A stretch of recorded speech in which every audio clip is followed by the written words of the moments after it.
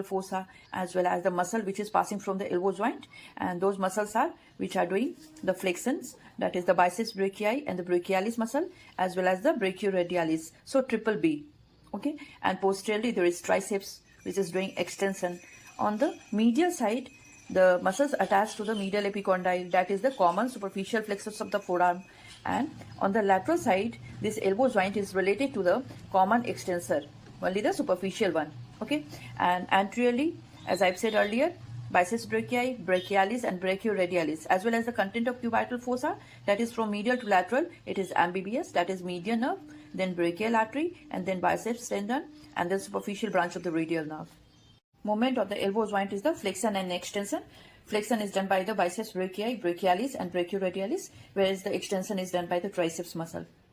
Movement of the superior radioulnar joint is the supination and pronation.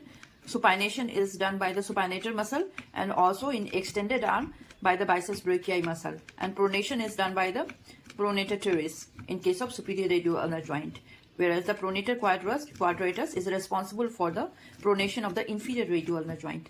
So superior radioulnar joint pronation is done by the pronator teres muscle.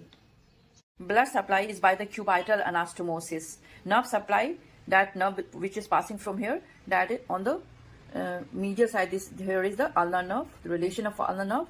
In the middle, this one is the median nerve, and from lateral aspect there is radial nerve.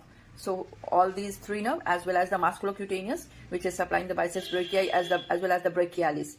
So according to the rule of Hilton, this all four nerves supply this elbow joint.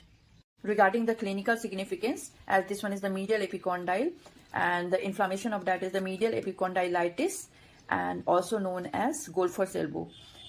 And this one is lateral epicondyle, and the inflammation of that is the lateral epicondylitis, and also known as tennis elbow. And this one is the olecranon process, and here lies one bursa, and olecranon bursitis is also known as student's elbow. Regarding clinical significance of the superior radioulnar joint, when radial head coming out of this annular ligament known as pulled elbow. And second clinical significance is the Monteggia fracture, which is the fracture of the upper shaft of the ulna, as well as radial head is coming out of annular ligament. This is known as Monteggia fracture.